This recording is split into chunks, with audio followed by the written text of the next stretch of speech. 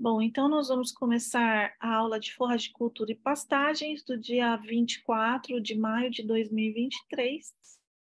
E aqueles que assistirem essa aula podem me pedir para eu dar presença lá no sistema. Eu vou colocar essa aula no SIGA-A. E só recordando que na semana passada a gente começou a estudar o que mesmo? Quem lembra?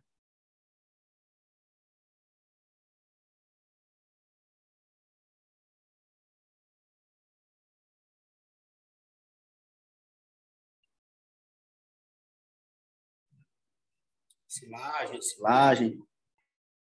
Exatamente, nós começamos a estudar conservação de forrageiras, né? Então, os métodos para conservar forrageiras, né, para a gente poder ter um uso na época da escassez. Então, nós começamos a falar sobre silagem, né? E foi muito interessante, porque a gente viu. Vamos ver só se eu vou conseguir mudar de lâmina aqui. O que vocês estão lendo, por favor, se é que vocês conseguem ler, né?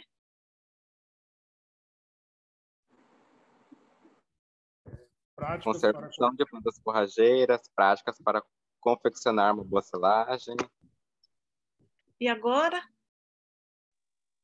Práticas para confeccionar uma boa silagem, iniciar a colheita de boa qualidade, cortar um estágio próprio de crescimento. Ótimo. Então, tá passando. Eu estou com os slides que não passam, não sei por que cargas dá. Bom, então, pessoal, na aula passada, não sei se todos foram, mas a gente viu, né, um histórico sobre o que é a silagem, qual a diferença entre silagem, ensilagem, silo, né? Quais são as fases na produção da fermentação do produto para transformar ele em silagem, os principais micro-organismos que atuam no processo. E também a gente viu alguns aditivos. E hoje a gente vai continuar, essas aulas têm 6 partes, né, para falar de silagem e fenação. E nessa quarta parte, nós vamos apresentar as práticas para confeccionar uma boa silagem, as principais etapas do processo, desde a colheita do milho, né? O ponto de colheita do milho, os tipos de silos e a qualidade da forragem. As práticas para confeccionar uma boa silagem, nós vamos ver a partir da colheita, né, pessoal? Porque a parte de implantação da cultura do milho, vocês devem ver bastante em fitotecnia, pelo menos eu imagino isso, né? E nós vamos iniciar com a colheita de boa qualidade. Eu vou falar cada uma dessas etapas. A gente tem que cortar a planta num estágio próprio de crescimento, né? Então, a gente vai cortar a planta de modo que, quando ela esteja cortada, ela apresente as características necessárias para uma boa fermentação, que nós vimos na última aula. Então, por exemplo, a quantidade ideal de matéria seca, a quantidade ideal de carboidratos solúveis de cadeia curta, né? A quantidade ideal de substâncias tamponantes, né? Ou seja, a menor quantidade possível. Outra coisa também a gente vai ver o comprimento de picagem, né? Que normalmente é recomendado 2 a 3 centímetros, e esse tamanho de partícula, de 2 a 3 centímetros, ele é recomendado tanto para boa fermentação do produto, quanto para boa digestão do produto no trato gastrointestinal dos animais, né? Então, a gente tem aí uma luta para que esse produto seja bem fermentado pelas bactérias, que ele tenha um ataque efetivo enquanto estiver fazendo a fermentação no silo, e também para que ele seja bem digerido quando ele estiver passando pelo trato digestório dos animais durante a alimentação.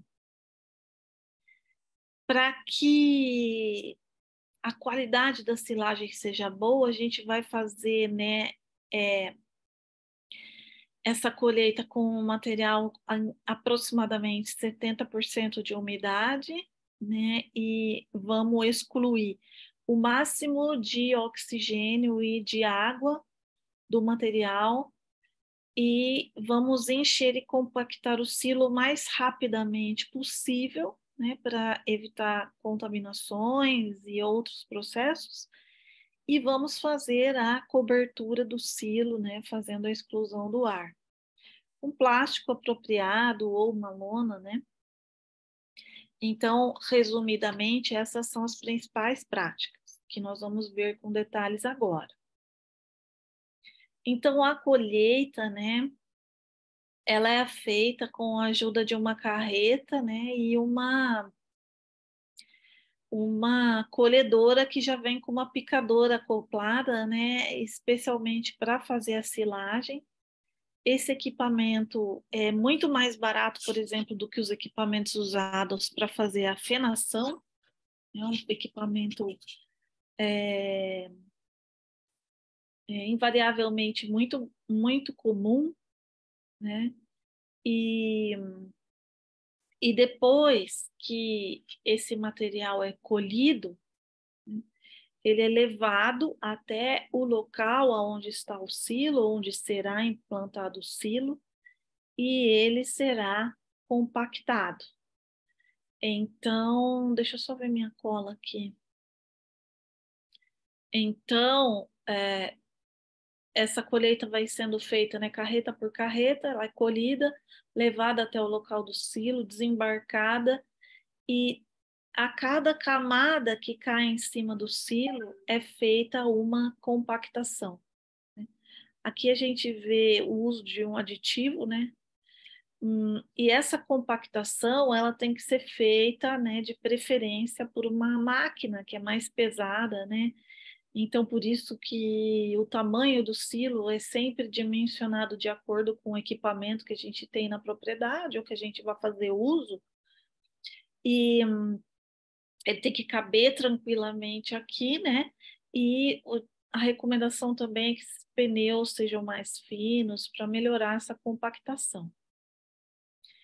Em silos menores é possível fazer essa compactação com homens, né? Então a gente usa ser humano compactando, lógico que o silo tem que ser bem menor, mas para unidades de subsistência isso é possível, né? E a gente pode fazer. Vamos ver se vai apresentar o vídeo.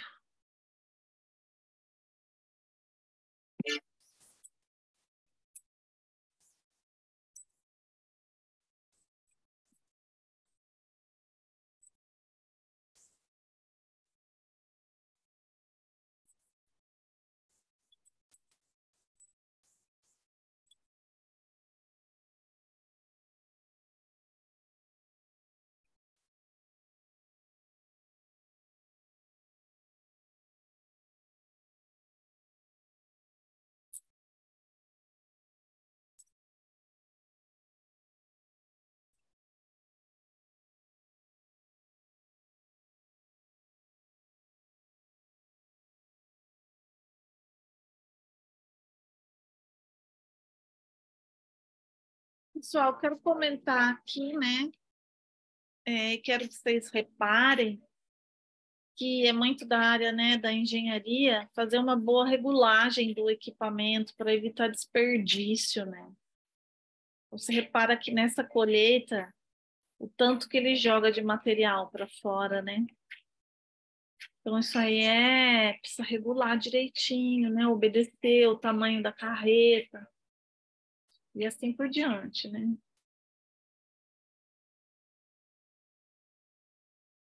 Olha o tanto que está caindo para fora.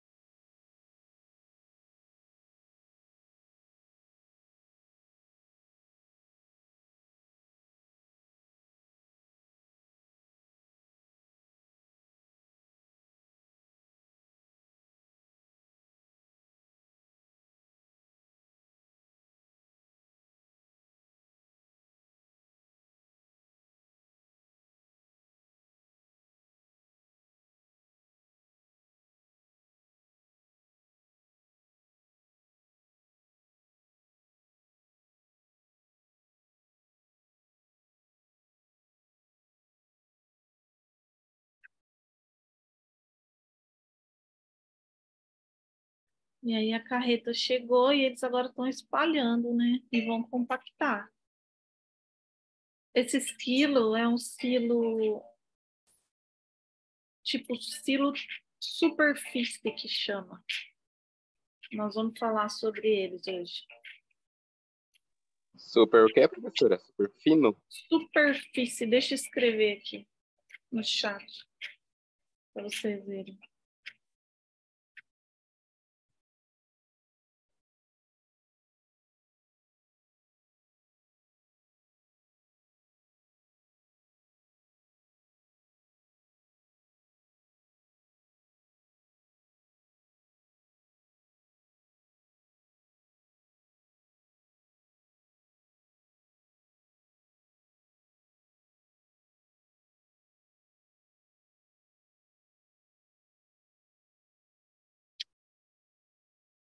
Videozinho curto, né, para vocês terem noção. Mas basicamente o processo é esse, né? Então o segredo, assim, que a gente viu na última aula da boa fermentação, um deles, né, é fazer essa compactação bem feita, né, para retirar o máximo de oxigênio possível, né? Vocês estão me ouvindo? Sim. Então, sim, professora. Ah, tá, é que apareceu uma Sim. mensagem aqui para mim. E então essa compactação é muito importante, né? Para poder selecionar as melhores bactérias. Vocês lembram quais são as melhores bactérias? São aquelas que vão produzir uma quantidade maior de ácido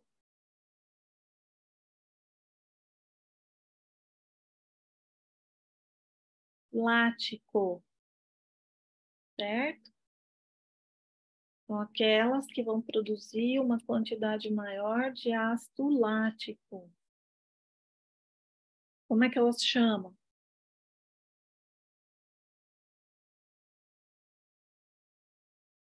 Bactérias láticas ou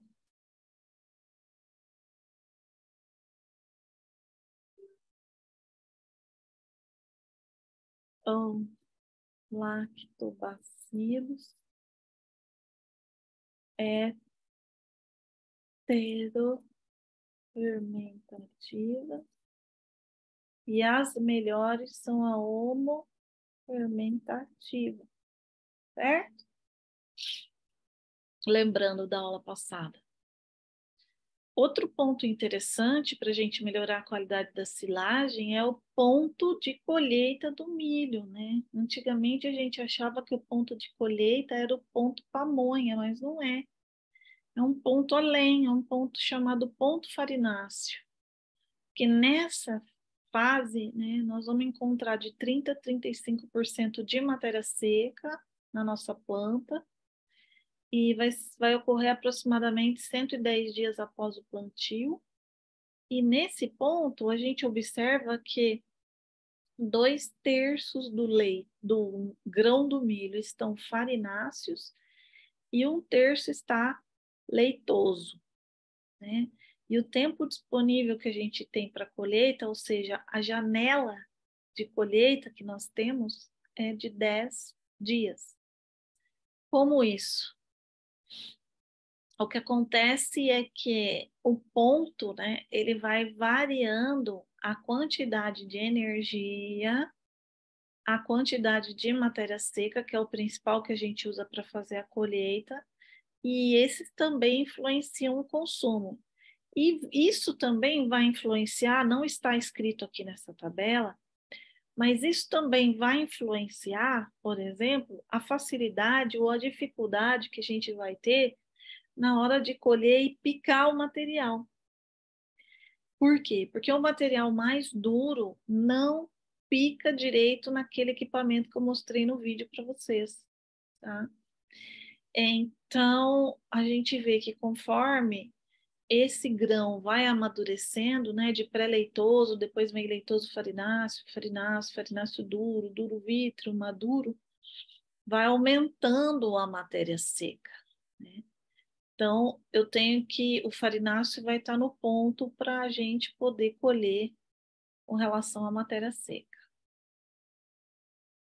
Deixa eu ver se vai aparecer o vídeo aqui. Esse professor é muito bom e ele vai explicar um pouco sobre esse ponto. Em outras palavras, para vocês não enjoarem da minha voz. Vamos lá.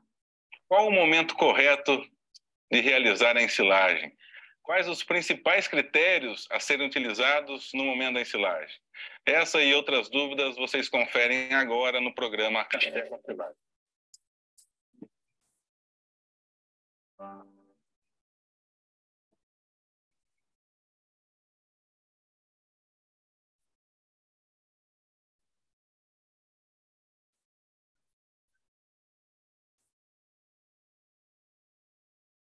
Um dos principais momentos do processo de ensilagem é o momento da colheita, né? E colher o nosso alimento, seja ele o milho, seja ele o capim, seja ele a cana-de-açúcar, seja ele o sorgo, é muito importante definir o momento correto, né?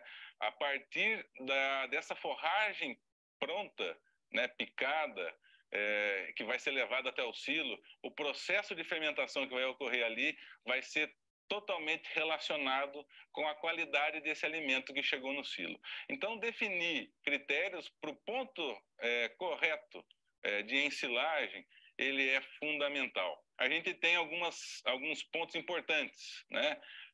Antigamente, muitas pessoas erroneamente diziam que o ponto correto de ensilar essa planta era no momento de pamonha, né? A partir do momento que o milho estava naquele ponto de pamonha, você poderia ensilar. Mas, na verdade, isso não está correto, né? O milho no ponto de pamonha ele ainda tem muita água, né? E um excesso de água ele é prejudicial para o processo de fermentação. Outras pessoas geralmente comentavam sobre a coloração da planta. A planta, a hora que ela começar a ficar um pouco alterar a coloração, a gente pode ensilar. Algumas outras pessoas utilizam o grão para definir o momento de ensilagem. Então, o grão ele pode ser uma técnica que auxilia a gente, né, definir o momento para ensilar o milho. O que a gente recomenda é que 2/3 desse grão eles estejam farináceo, né, e 1/3 ainda ele esteja leitoso. E como que a gente faz isso? A gente recomenda não apenas olhar no grão, mas sim fazer um corte, né, nesse grão com o uso de uma lâmina, e com isso você consegue visualizar. Mas a real recomendação que a gente deve se orientar para ensilar esse milho é determinar a matéria seca, né? A determinação da matéria seca hoje ela é simples e ela é necessária. Coletar 10 plantas, né, e determinar a matéria seca, que a gente pode fazer através do uso do micro-ondas ou também utilizar o coaster, né, que é um equipamento que você coloca a forragem picada ali e em 40 minutos ele te dá o valor de matéria seca. Então, saber o teor de matéria seca é muito importante, né? Porque a matéria seca ela é uma das variáveis muito importantes que define a qualidade da fermentação. E para o milho, a recomendação é que esse valor ele esteja entre 30% e 35%. Né? Na verdade, a gente recomenda que você inicie o processo de ensilagem com o teor aí por volta de 30% e finalize com 35%, porque a gente tem que tomar cuidado que ao longo do dia, né, ao longo dos dias, a planta de milho ela vai ganhando matéria seca, né? E esse valor é por volta de 0,5% a cada dia. E é por isso que a gente fala em janela de corte. A gente escuta muito falar que janela de corte para o milho é de 10 dias. E isso se referencia o quê? É que a cada dia a gente avança 0,5% no teor de matéria seca. Então, se eu inicio com 30% e finalizo esse milho com 35%, é o tempo de 10 dias que eu tive para fazer o processo de ensilagem. Então, valores abaixo de 30 vai trazer muita umidade para o silo e valores acima de 35, essa planta ela vai estar mais seca. Ah, Rafael, mas se eu colher essa planta um pouco mais seca, eu vou conseguir colocar um pouco mais de amido.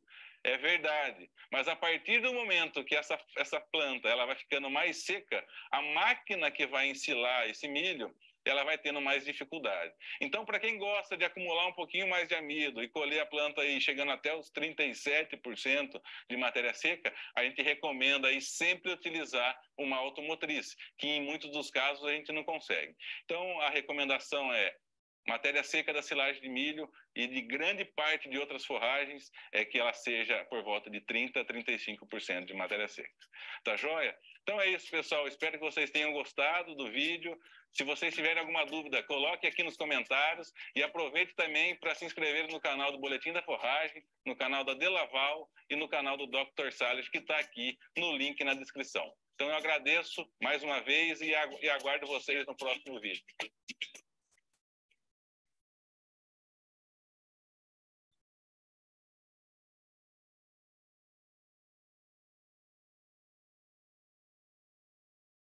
Da hora, né, pessoal? Entenderam por que a gente fala da janela da colheita, no caso do milho para fazer silagem?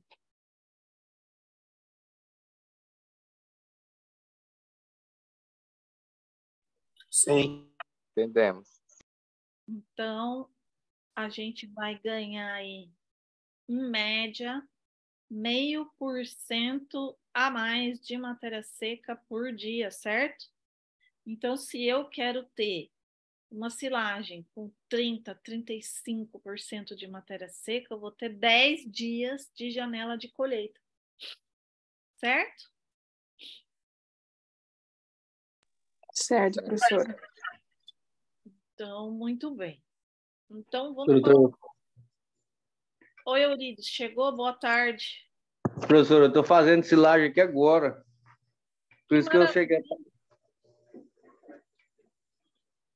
Que fase que você tá? Tá colhendo? Estou colhendo aqui, só que nós estamos fazendo no silo bolsa, né?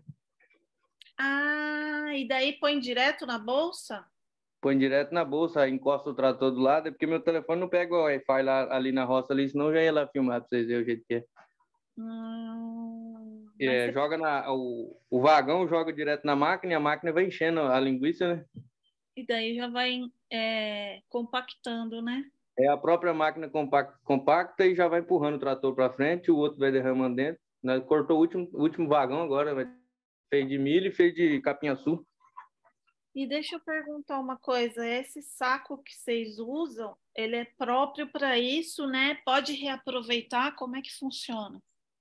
Professora, é porque quando ele é próprio para isso. Cada saco vem com uma especificação de encher ele. Alguns é de 40 centímetros, outros aguentam encher mais, um aguenta encher menos. Aí a própria máquina você regula ele para ela não estourar, né? Aí, para reaproveitamento, não tem jeito, porque quando você vai abrir ele, você tem que recortar ele assim na vertical, né? Acaba que você, para utilizar para esse mesmo fim, não tem jeito, mas dá para você usar para outras coisas, né? Uhum. Aí cada linguição daquele, cada bag daquele tem 60 metros. E quantos quilos, você sabe? Que cabe nele? É. Então, isso depende, né? De quando cada um aguenta uma quantidade diferente, depende da marca, né? Depende também da espécie. Você está misturando milho com capiaçu? Esse já é o segundo silo que a gente está fazendo. O primeiro a gente misturou e esse segundo agora está sendo... Eu fiz separado. O milho desse segunda safra agora eu fiz só para os bezerros de leite e o capim-açu eu estou fazendo separado só para as vacas de leite. Entendi. Legal. Vamos Sabe ver. por quê? Antigamente a gente fazia desse jeito no chão, né? Mas só que dá muita perda. No silo bag, se você não deixar tatu furar, alguma coisa furar, você tem 100% de aproveitamento, você entende? Ele não estraga nada. Esse no chão, por mais que você coloque, você vê dele vedadinho, mas ele estraga o que te pega perto, pega umidade no solo, entendeu? É isso mesmo, é verdade. Esse silo aqui, por exemplo, não é o superfície. Como é que chama esse silo aqui? Silo trincheira. Certo? Esse aí já é feito com cimento, né, no chão. Não, só na lateral. Ah, só nas laterais. É. Mas Então, aí tem as mesmas recomendações, né, de largura para o trator entrar, e daí você vai cobrir ele, a gente ainda não chegou na parte da vedação, só que assim, não adianta, sempre vai ter perda, né, principalmente nas laterais, ou se por acaso furar, entrar água, né, ou se entrar ar, tem mais perda mesmo do que no bag, você tem razão.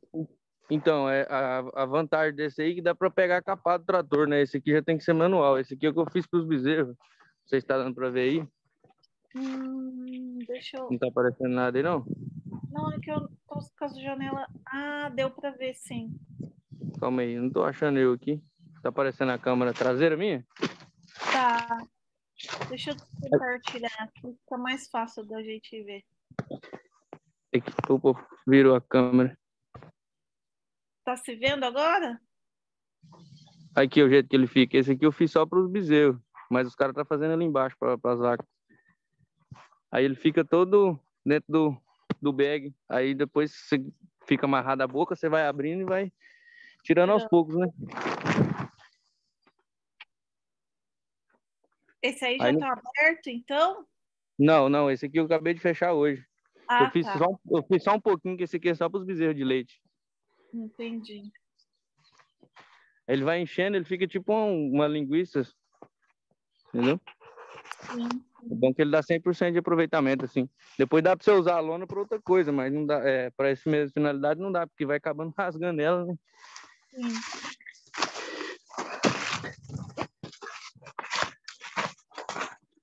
Mas assim, o complicado é que não é todo mundo que tem o recurso da máquina que enche, né, esse tipo de silo. Aí aqui a gente tem a vantagem que tem a prefeitura, eles têm a máquina, e eles disponibilizam pra gente, entendeu?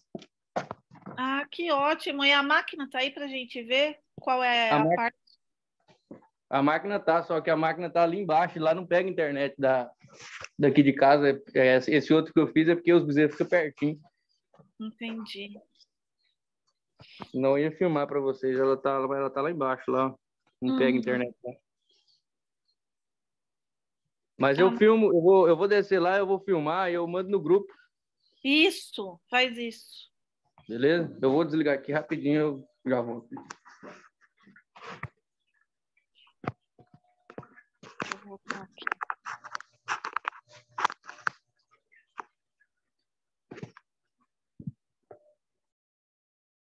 Então, pessoal, voltando aqui, né, enquanto o Eurides vai ilustrar nossa aula, quanto mais comprido for o silo, melhor a qualidade, porque é mais fácil para o trator compactar, né?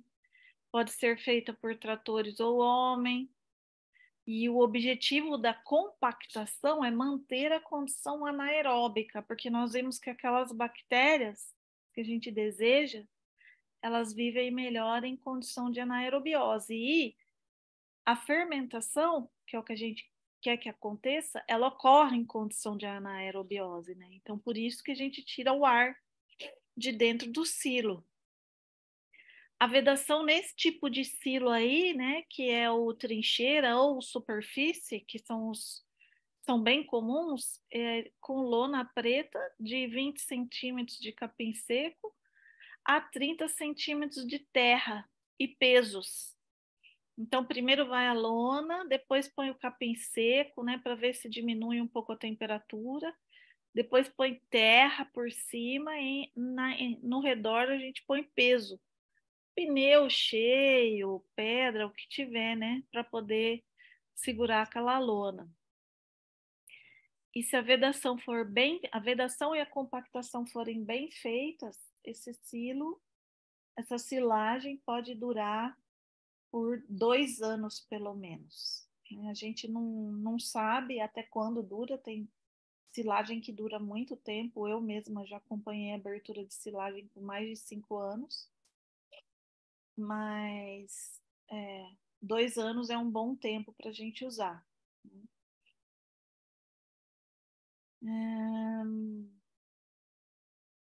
Essa lona aqui é uma lona preta normal, mas hoje em dia tem uma lona específica de silagem, né, que ela é branca por fora, na parte de cima, e esse branco ele serve para refletir, né, a radiação solar.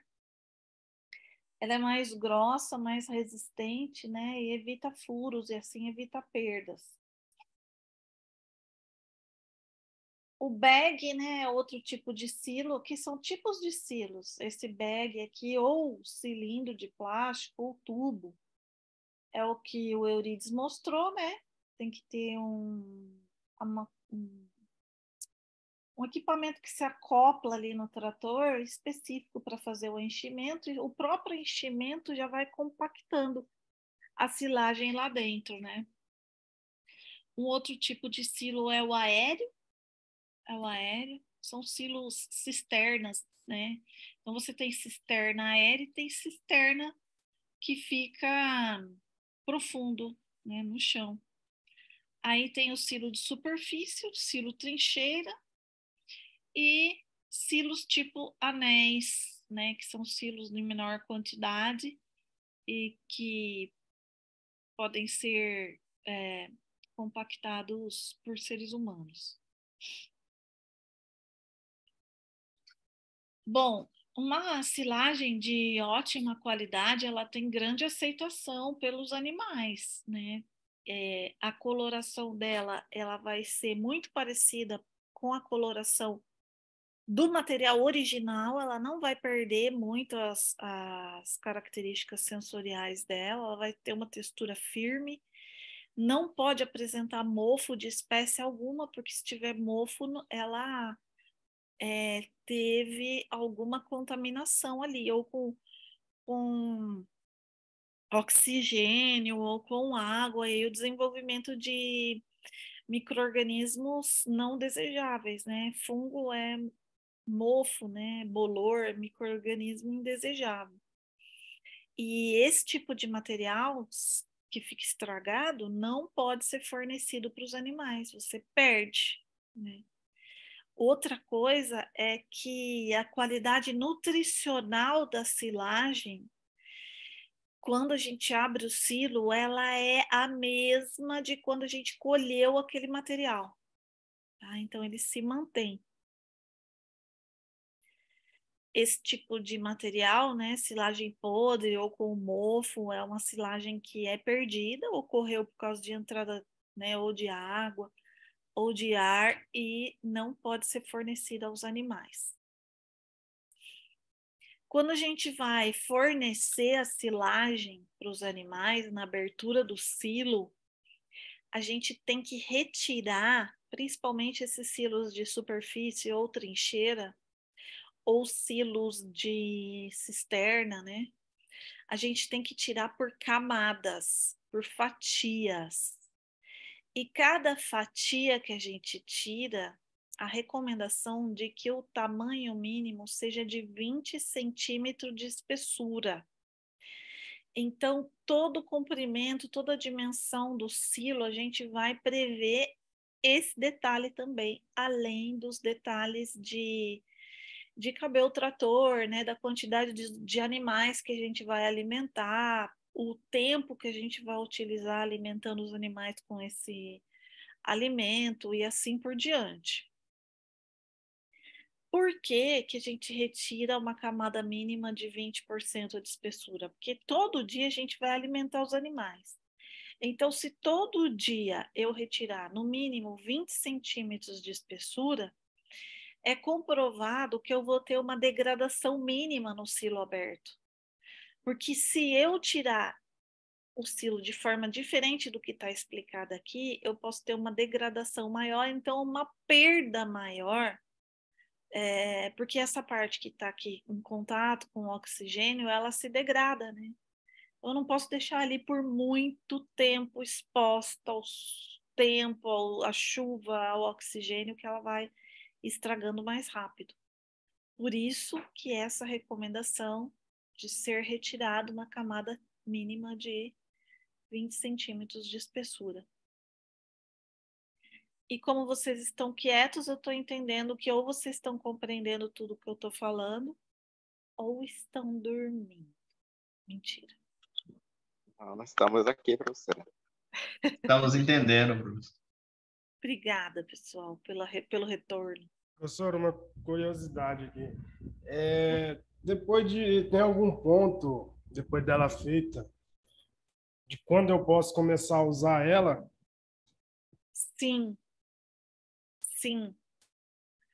Vai depender se você usou o aditivo ou não, né? Se você usou o aditivo, até 30 dias depois de você fazer a silagem, ela já pode ser usada.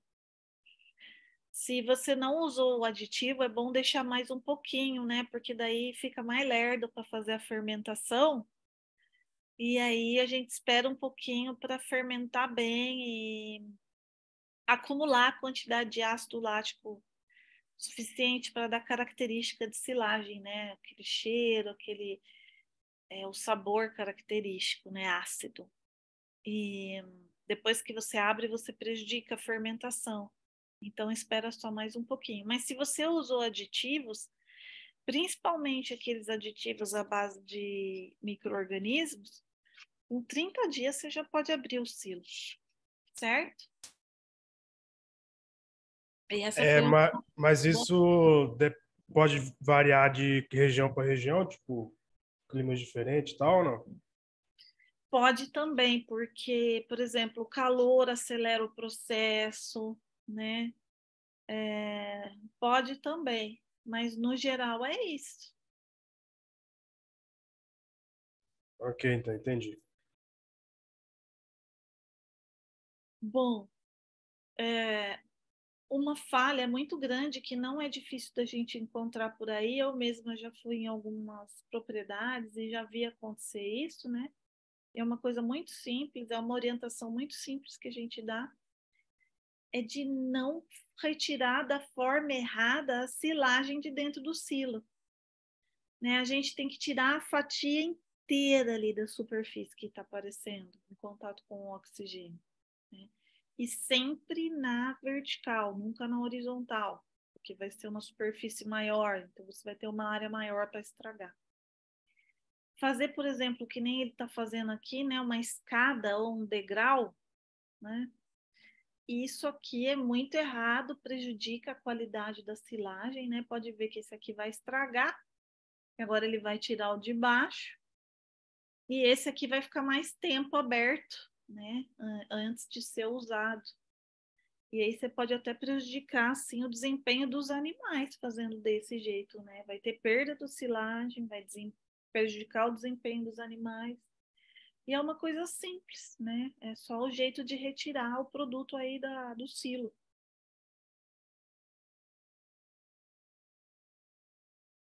Então, o certo é tirar a fatia inteira, né? Sem escavar, também fazer buraco ali também não pode, né? Normalmente a gente faz essa retirada ou com o apoio de uma máquina, né? De uma pá carregadeira. Se o silo for menor, a gente consegue fazer com garfos, com pás, né? Também dá. Bom, essa parte aqui era isso, né, que eu ia apresentar. Eu vou pegar mais uma parte aqui para apresentar para vocês, tá? 4. E aí tem a parte 5.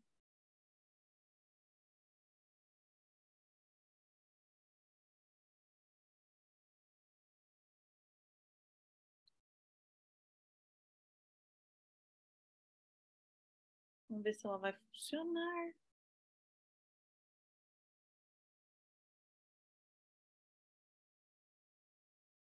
O que vocês estão lendo aí, só para ver se mudou a lâmina? Parte 5, tipos de silo. Isso, mudou a lâmina, que bom.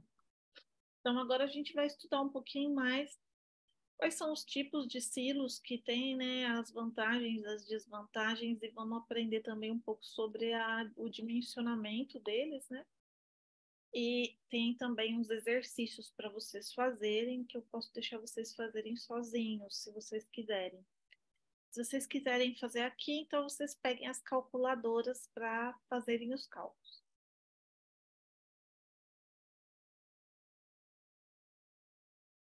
A gente já viu alguns tipos na parte passada, né? Então, nós temos diversos modelos de silos.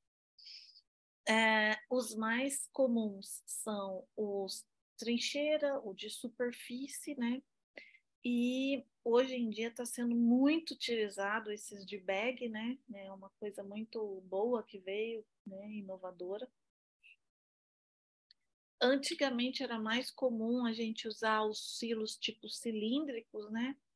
Isso aqui é bem antigo mesmo e eu vou falar um pouco das características deles, né?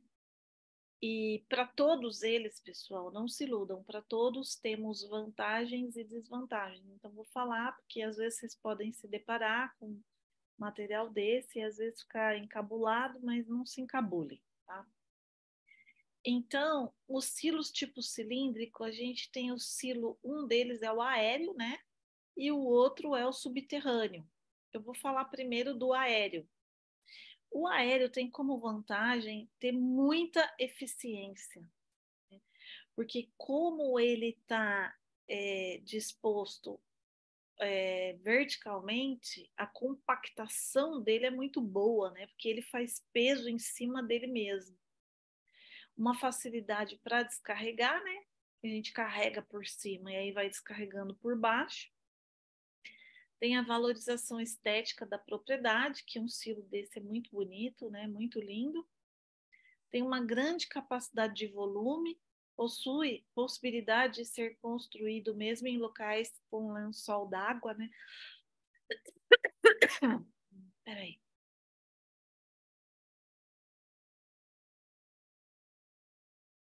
As gripes que vocês chegam na sala de aula me pegou, viu? Pelo danado. Aí, pessoal, por exemplo, aqui em Cáceres é muito complicado, porque às vezes qualquer lugar que você cava já mina água, né?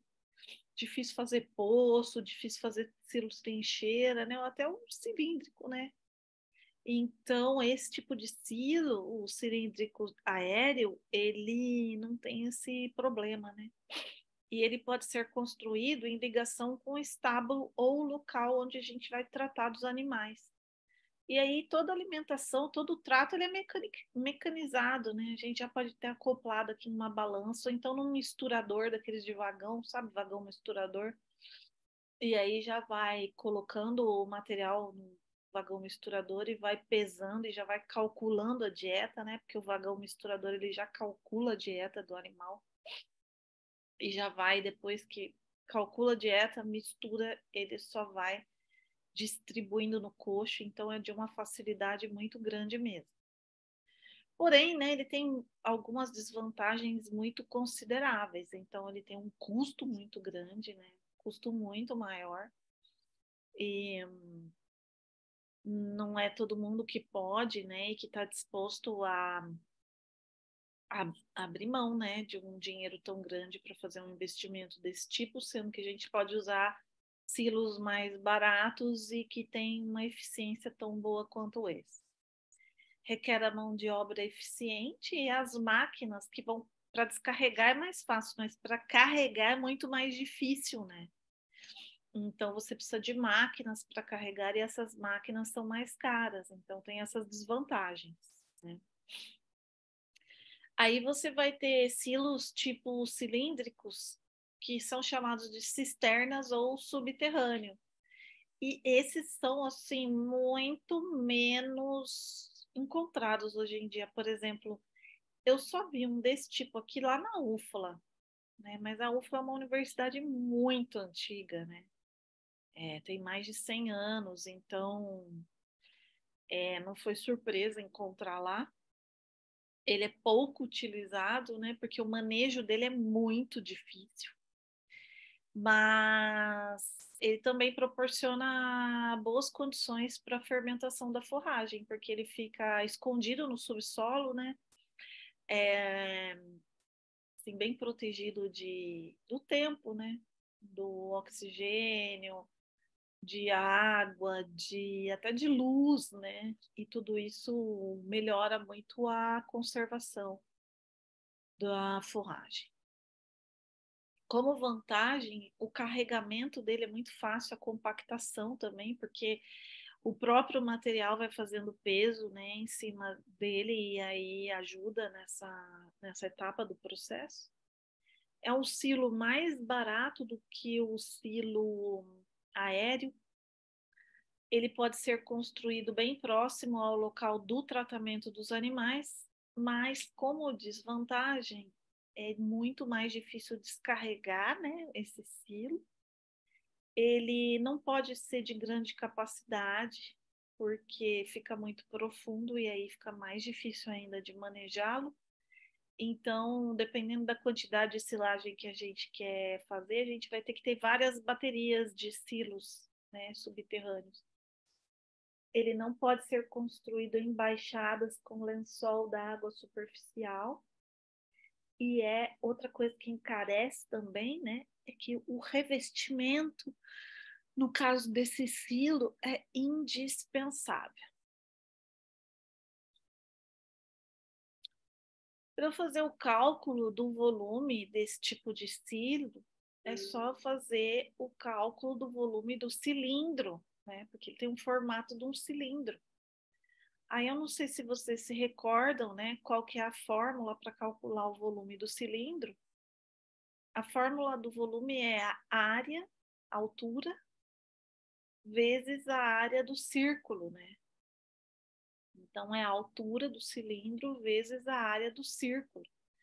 E a área do círculo, né, é o π, que é uma constante, vezes o r ao quadrado, que é o raio, né? Então, o π vale 3,14 aproximadamente, é um número muito mais picado, mas a gente sempre usa 3,14 vezes o raio ao quadrado. Então, a fórmula de fácil decoreba, né? πr ao quadrado. Vocês estavam lembrados disso aqui?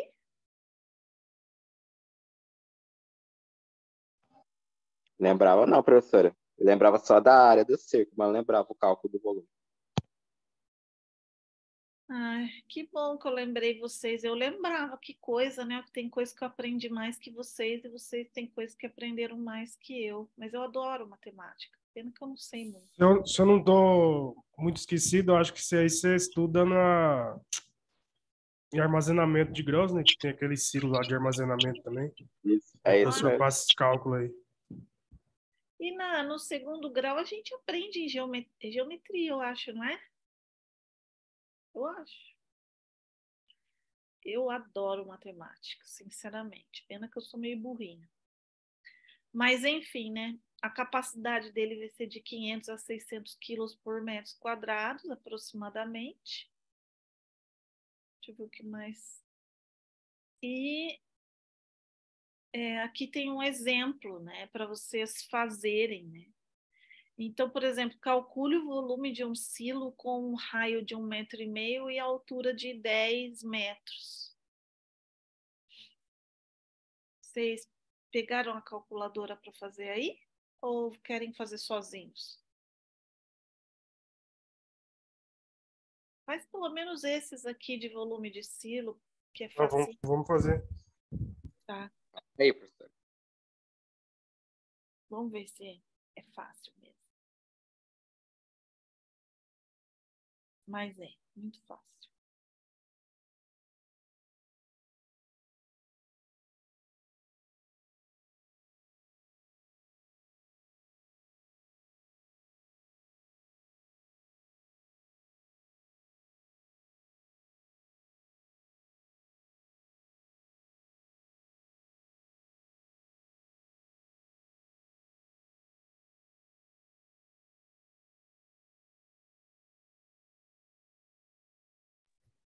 Ele vai dar um volume de 70,7 metros cúbicos, né? Isso! Nossa, eu apertei sem querer aqui. Lembrando que Já primeiro apareceu eu tenho que fazer essa conta aqui do raio ao quadrado, né? E depois eu multiplico por π, tá? Aí vai dar 7,07 metros quadrados. Certo? certinho. E aí eu multiplico pelos 10 metros da altura 70,70 metros cúbicos. Tá? Exercício. Calcule o volume de um silo com um raio de 0,75 metros e 4 metros de altura.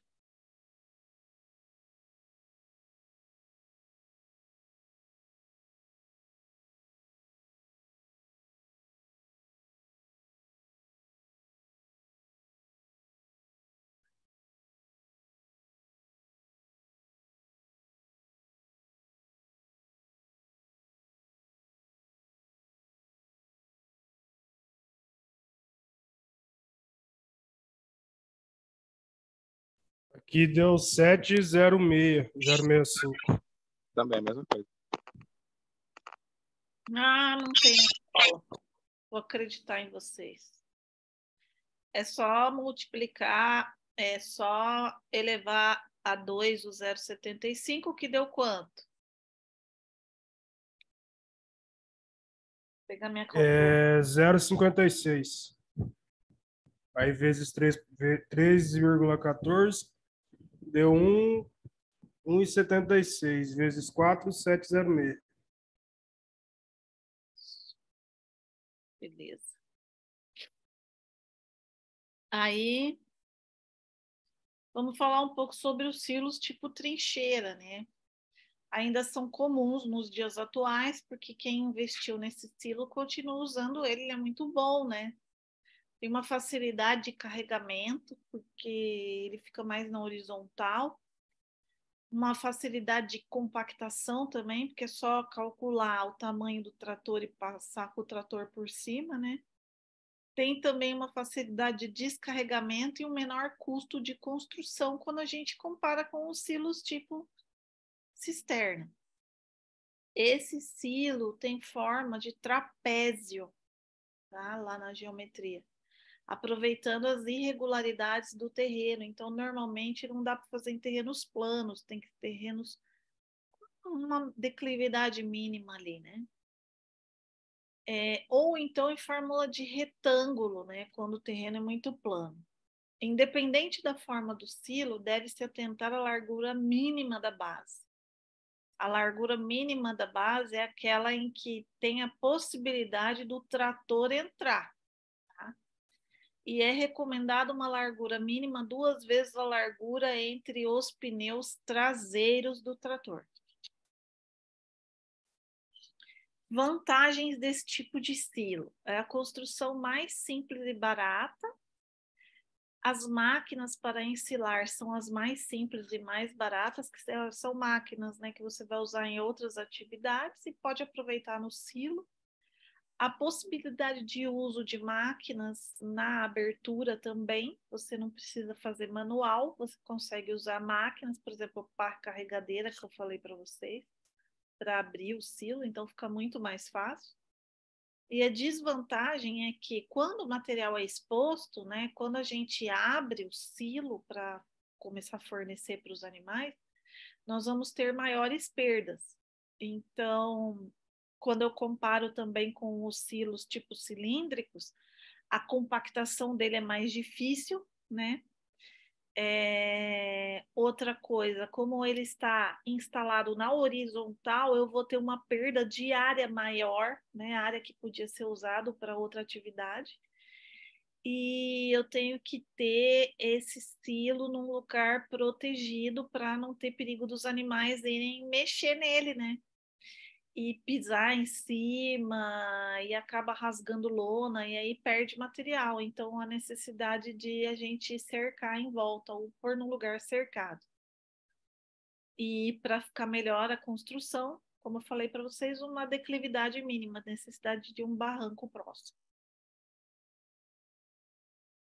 Outro tipo de silo, e a gente não vai calcular ainda o trincheira, porque a gente pode aprender a fazer os cálculos do trincheira e do superfície ao mesmo tempo.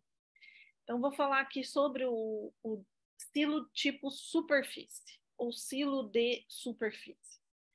Esse silo é um dos mais econômicos. Por quê? Porque não tem nenhum tipo de estrutura fixa. Você pode fazer ele mais perto do local onde estão os animais, e se no ano que vem os animais estiverem em outra área, você põe o silo em outra área, pode mudar tranquilamente, porque ele não tem estrutura fixa, né? A única coisa que você vai usar são os equipamentos para fazer a deposição do material verde e depois a cobertura dele. A gente tem que atentar em relação à compactação, porque como ele não tem parede, né, você vai ter um trabalho maior, um tempo maior de compactação para ele ficar bem compactado, porque disso depende a qualidade da silagem. E o material, assim como nos outros silos, deve ser depositado em camadas. Então, vai pondo uma camada, compactando, pondo outra camada, compactando, com muita paciência, né? Até a hora que terminar de pôr a última camada, onde a gente vai cobrir ele com uma lona plástica específica, né? A vantagem do silo de superfície é que você tem muitas opções para escolher o local para ensilar, tendo em vista que não tem investimento de material fixo. E você vai mudar o local quando for necessário, sem perder nenhuma perda de investimento. E as desvantagens é que ele tem perdas maiores um pouquinho ainda do que o silo de trincheira, né? Porque você repara que no entorno dele ele vai ficar mais exposto, né? O silo de trincheira ainda tinha uma parede aqui, e isso protegia um pouco ele. Esse aqui então tem uma área maior de exposição e um pouco maior de perda. E a compactação dele é um pouco mais difícil também. Depende totalmente do trator. Para a gente fazer os cálculos, né, dos silos tipo trincheira e tipo superfície, a gente vai fazer o cálculo baseado no trapézio, né? Não sei se vocês lembram do trapézio. Então, é a área do trapézio vezes o comprimento, né, do silo. A área do trapézio é a base menor, que a gente chama de bezinho, né? A base maior, né? E a gente soma a base menor e a base maior, aí divide por 2 vezes a altura do trapézio, tá? Aqui é a fórmula.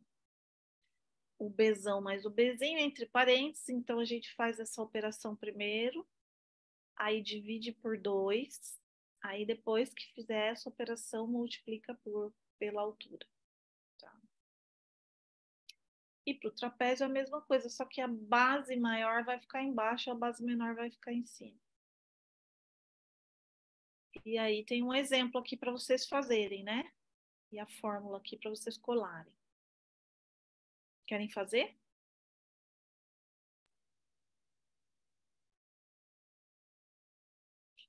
Me avisa se quiserem, não me larguem esperando não, hein? Seus danadinhos. Fazendo aqui.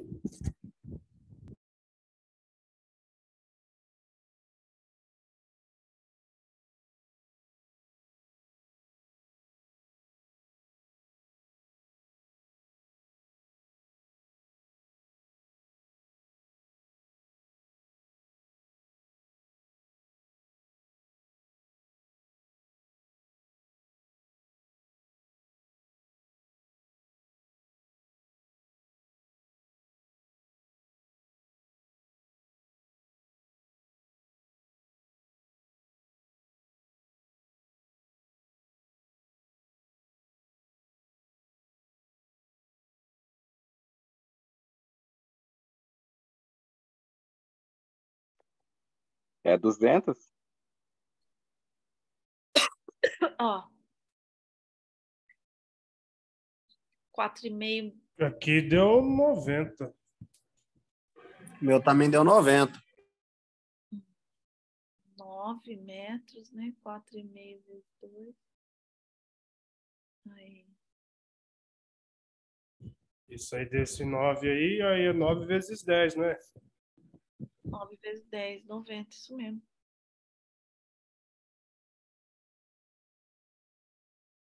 É porque é bezão mais bezinho dá 9, dividido por 2, 4,5. Ah, não, tá certo, professora. Eu fiz o bezão vezes o bezinho. Ah, tá. Por isso que é bom escrever, né? Que daí a gente vê porque que deu errado. Aí a altura do trapézio é 2, né?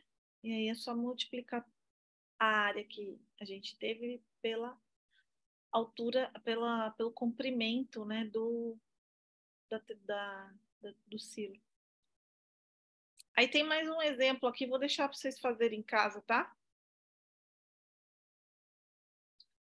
Tipos de silo. Esse é o silo cilíndrico, de plástico ou tubo.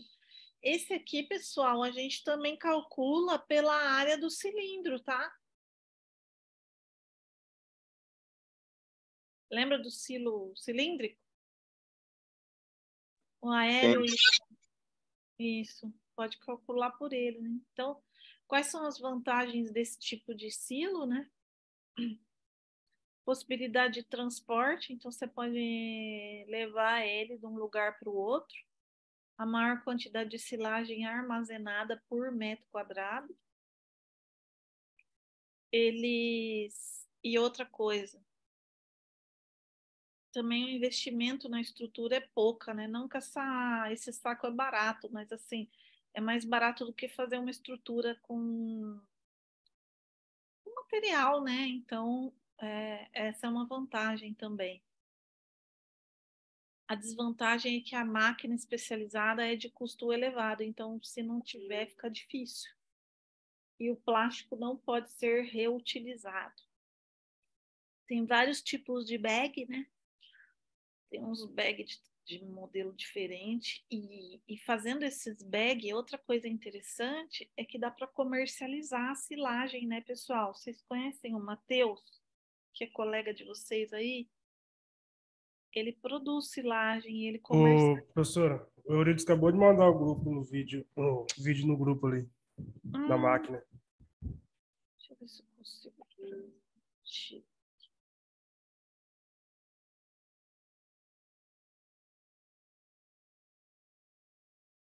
Peraí.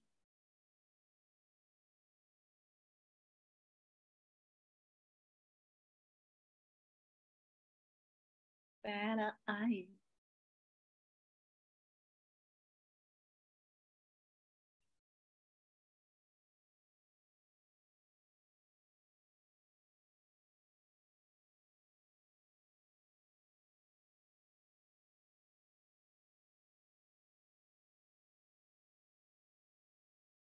Estão vendo?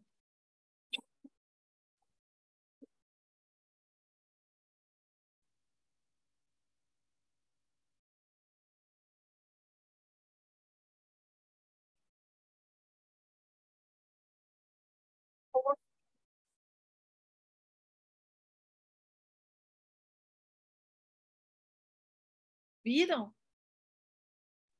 Sim. Sim. Mandou outro ali mais comprido, mas... Deixa eu ver. Outro? Ah, é esse aqui. Peraí que eu vou pôr. Só um minuto que eu tenho que transferir.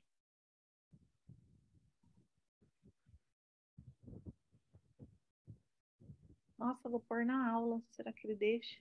De direitos autorais.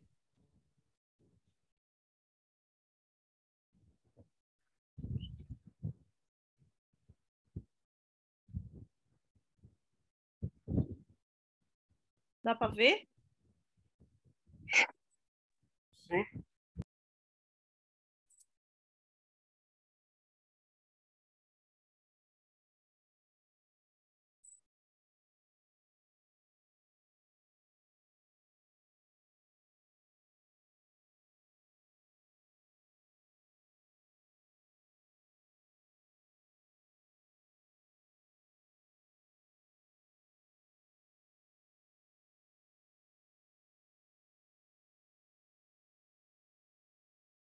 O saco fica acoplado, né? No trator, né, pessoal? E aí, conforme o trator fica ligado, né? Vai movimentando a rosca e vai levando o material para o saco, né? Muito interessante. Da hora ele ter mandado.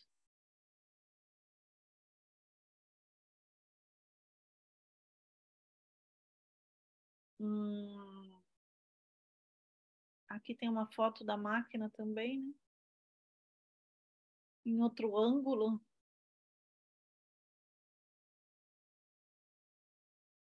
E aqui os silos tipo anel ou cincho também, né? Então, adequado para a produção de quantidades menores de silagens, né? E aí você faz um cilindro, né, de um material resistente, coloca a forrageira picada, compacta e cobre. Bom, pessoal,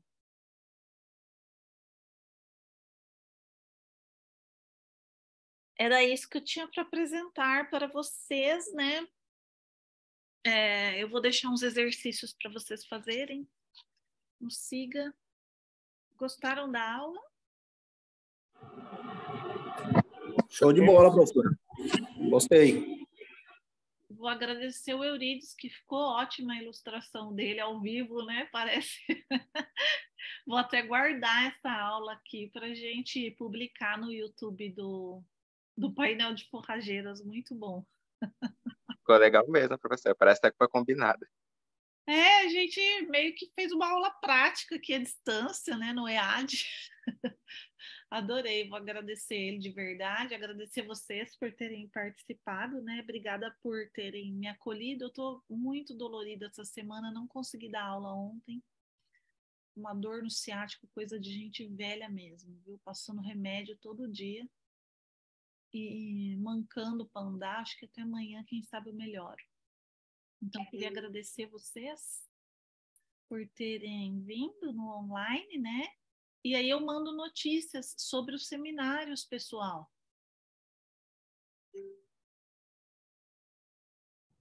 Ok. Tudo bem, professora, nós vamos falando. Pode ir. Então tá bom. Um abraço para vocês, tá? Boa Obrigado. tarde.